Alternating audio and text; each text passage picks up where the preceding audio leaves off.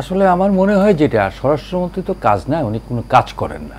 উনি যদি কাজ করতেন তাহলে গত কয়েক মাসে এইভাবে আমাদের আইন শৃঙ্খলা পরিস্থিতির অবনতি হতো না। ষষ্ঠ উপদেষ্টা কিন্তু দিনে রাতে কাজ করছেন, রাতেও আমরা দেখেছি ওনাকে। হ্যাঁ, রাতে কাজ করেন, এরকম রাতে এই ধরনের কাজ মানে কি, যতক্ষণ আমি কাজ যেটা ফিজিক্সের তত্ত্ব অনুযায়ী আমরা এই টেবিলটা যদি সরাতে না পারি সারাদিন ধরে ধাক্কাই, তাতে কোনো লাভ হবে না। যত মানে সরে যাওয়ার সাথে সাথে ওইটুক বোঝা গেল একটু কাজ হলো। স্বরাষ্ট্রমন্ত্রীর কাজটা হচ্ছে এইরকম কাজ। এই সিগারেট খাওয়া না খাওয়া, প্রকাশ্য খাওয়া, গোপনে খাওয়া, এগুলো স্বরাষ্ট্রমন্ত্রীর কাজের মধ্যে পড়ে না।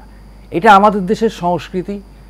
সেটা হচ্ছে এই যে একটা দীর্ঘকাল ধরে আমাদের এখানে ধূমপান চলে আসছে, এমনকি গ্রামের মহিলা পর্যন্ত ধূমপান করেন, তারা বিড়ি খেতেন, এখনও খান। তো এখন ঘটনা হচ্ছে যে কে ধূমপান করলো না, ধূমপান বিরোধী যে আন্দোলন আছে, আমি ধূমপান বিরোধী আন্দোলনটাকে জোরদার করলেই হয়, আর তো কিছু লাগে না। আর প্রকাশ্য ধূমপানের বিষয়, এটা নিষিদ্ধ করার বিষয় না। আইনের একটা আইন আছে আমাদের এখানে, 50 টাকা ফাইনের আইন আছে, তার তো কোনো কার্যকারিতা নাই। তাহলে এইটা নিয়ে হইচই করার কি অর্থ আছে? আর ছেলেরা যদি খেতে পারে, মেয়েরা খেতে পারবে না কেন?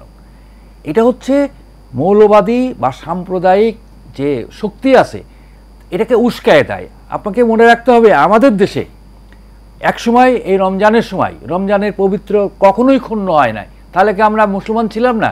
এরশাদ সামরিক স্বৈরাচারে এসে প্রথম এই রোজার সময় দোকানপাট বন্ধ করে দিল, হোটেল রেস্টুরেন্ট খোলা রাখা যাবে না।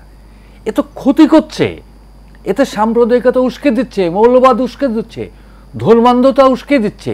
এবং এতে করে এখানে যারা সাম্প্রদায়িক রাজনীতি করে, মৌলবাদী রাজনীতি করে, জামাতের রাজনীতি করে, আরও যারা ওই সমস্ত রাজনীতি করে, যারা দেশের ক্ষতি করছে, তাদেরকে উস্কে দিচ্ছে। আমি মনে করি এটা কোনো ইস্যুই হওয়া উচিত না।